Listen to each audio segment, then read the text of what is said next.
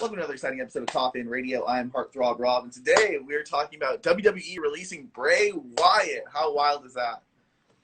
Dude, what are they doing up there? That's my question. Easily one of the most biggest characters you have, one of the best guys. I mean, it's believable. Maybe they did some bullshit with The Fiend, but there was a point when that was super, super over. You know what I mean? Let's not act like he's not one of your top guys right now, too. And with you going to war on Wednesday nights, and I hear somebody's adding a Friday night, you might want to keep some players around. You know what I mean? In Chicago, no less? That's wild. You know, I think they want to see the best in the world over there. So, 90 days from now when we're looking at our watch, something might be happening. Mm-hmm. And to let go one of the most creative guys you have on the roster is just mind-boggling to me. Like, I don't know how they could justify it. Maybe it's has something to do with those rumors from some months back about them gearing up for a sale, something like that. You know what I mean? Because when they purged all that talent, who knows what's going on over there? Yeah. Well, that guy that's like over there that's doing all that, that's what he's known for doing. That he comes in, he gets your spot ready to get ready to get sold for something like that. Yeah. But I just feel like Bray, just one of the bigger guys. Like, it's believable looking at him. I think if you took that character just a little bit more serious, it could be really, really sinister. It kind of freaks out kids already, but I feel like it also appeals to people like us, where we could see it getting really dark or just really crazy looking. But I just feel like some of the stuff they pull off is crazy. I don't know if it's. Do you think the release was more on his end or on their end? I don't know. I'm seeing people chime in online that it has something to do with his mental health. It very well could be, but, WWE never goes into specifics or anything like that. He just got future endeavored. So, anything is just pure speculation at this point. But, to touch on what you said about, his character being super dark, it's almost like The Undertaker, you know what I mean? Like, the possibilities with that character are endless, and they didn't even begin to scratch the surface with what they could have done with him. Absolutely. So it's definitely a missed opportunity, like, for sure. Still in his prime, you know what I mean? I'm sure he's barely maybe touching 40 now, if not even that probably, you know what I mean? Yeah. 36, 37. You still got a good 5 years of, doing pretty good stuff. I just don't see the reasoning behind it at all. And it's not like he has to go super hard in the ring anyways, because it's all character work. You know what I mean? Sure. So he's got a longer shelf life than, let's say, the athletic talent they have in AEW, because they go hard all the time and they like the character work. But Bray can, just thrive off his character work alone. He doesn't even have to do much in the ring. I think me and you, people like us, we kind of see that there's more to him than just in the ring. You can see that he's got things going on in his head, mentally. Definitely. That, you could see that he's got a mind for wrestling. You know what I mean? And maybe they don't let that out all the time. And I think that if you let that guy have more free reign and to do things, I think he could explore more and more. But as much as I love AEW and I think they're killing it right now, I don't know if his character really fits in AEW for me. You're definitely one of the bigger guys. Career-wise and just physically, he looks more dominating than 95% of that roster for sure. True. Yeah. If I were him, I would take a dark character to New Japan, get that over, and just smash dudes and just, you know what I mean? And just drop some heavy stuff.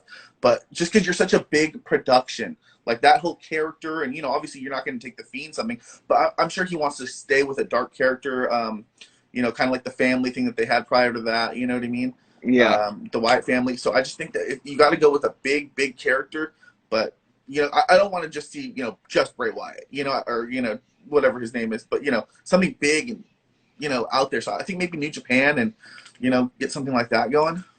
Oh yeah, I definitely can see he could pretty much like be their Undertaker, the ultimate intimidating character that just like runs roughshod over everybody.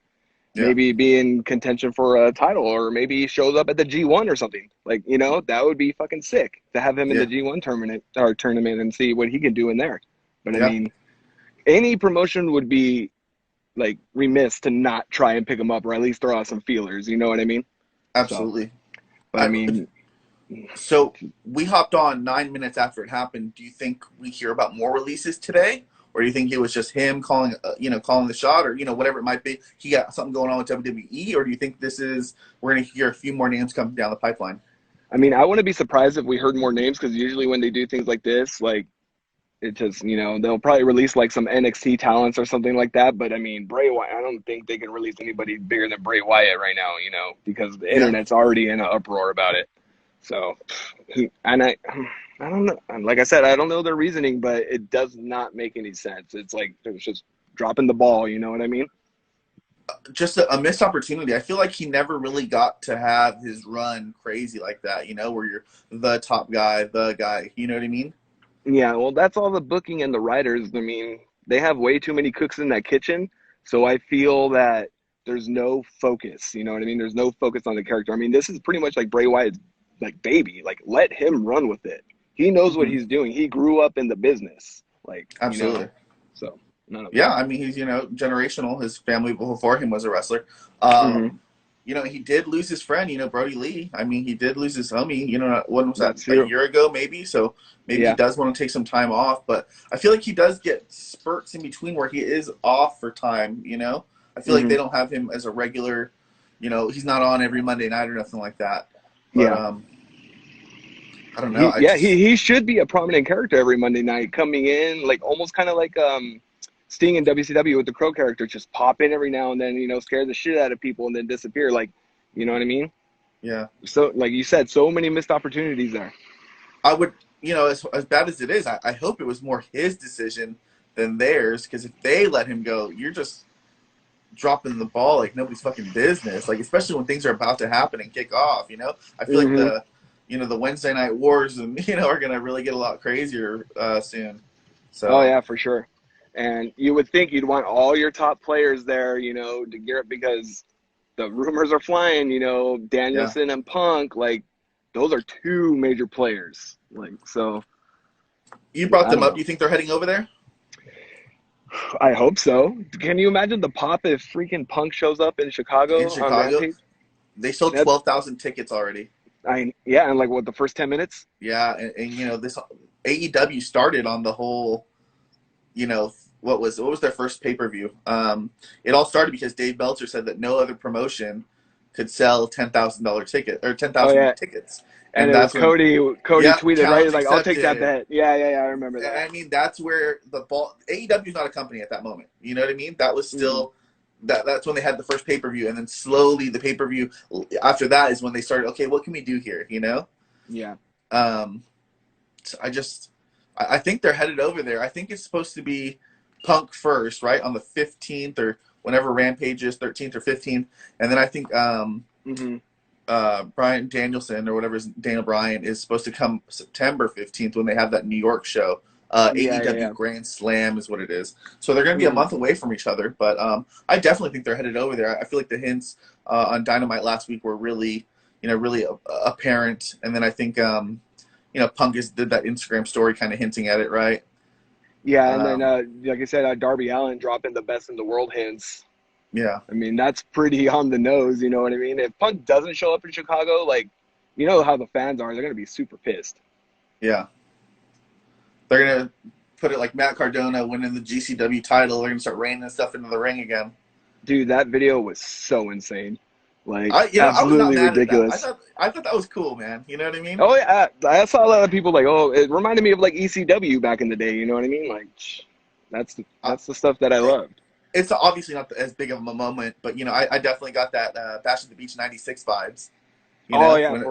When they're raining. When Hogan turned heel, yeah. Those old Nitro kind of vibes, where Hogan gets the win. But WCW fans they were terrible sometimes. Yeah, for sure. I miss it, man. Get that old school heat back. People are afraid to be heels nowadays, People are afraid of that heat. There's no such thing as heat anymore. The closest is MJF. So I love it. I think MJF is great. Oh yeah, he's the best. Tremendous for sure. We'll have to wait and see. I couldn't believe this reasoning. At this point, at this time, you fucking billionaire, you better be throwing money at people left and right to keep them around. I know, and with the Crazy. deals with Peacock and Fox, they have money in their pocket. There's no reason why that they shouldn't be. I mean, they already tried to throw money at certain people, and they got out of their contracts, like the Good Brothers, for example. You know what I mean? Where they give them like $500,000, and they're like, no, like it's not worth it. It's not about the money. Same thing with Matt Hardy. The Good Brothers. The list goes on and on. They all went on, to bigger and better things supposedly. Some of these guys go I'm in the prime of my life, man. I gotta go. Now is my time to try this. Or B, Mm-hmm. they go, like Bray Wyatt. He's been around what, 8 years, probably 7, 8 years at least, right? I don't know, whatever. Just the Bray character, yeah, yeah, I'd say So, that. you got to think, like we said, he's almost 40. I'm sure.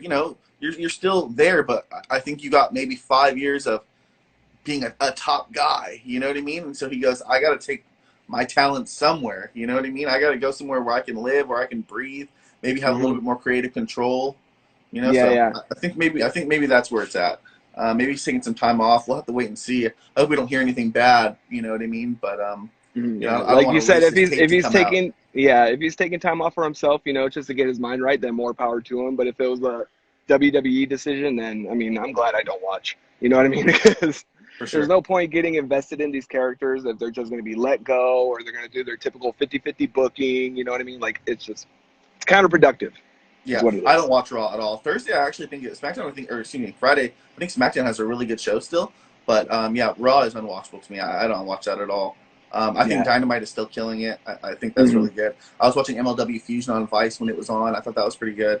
I'll just try No, and yeah. catch anything that they got going on, man. A couple live shows Hmm. going on. We'll definitely check it out. PCW comes back in October. You can try and make it. No, I do most definitely need to score some tickets for that. Where's that Yeah, going to for be at? sure. It's in Wilmington, so it's like right kind of by Long Beach. Oh yeah, I know where Wilmington is. Yeah, I know that area. Yeah, so they have really good shows, man. I'll be there for sure. All right, yeah. Sounds like a plan, Cool. my dude. Thank you, brother. Thank you for coming on, man. We always appreciate hearing your hot take, man. Thank you for keeping me in the loop on the news. I really appreciate it, brother. Hey, no problem, man. Got to Have a good one, bro. spread the wealth. There you go. Later, bud. And if you like what you're watching, then hop in the coffin. Follow us on social media at Coffin Radio. Coffin spelled with a K. And that's all for today. Later, brother. See ya.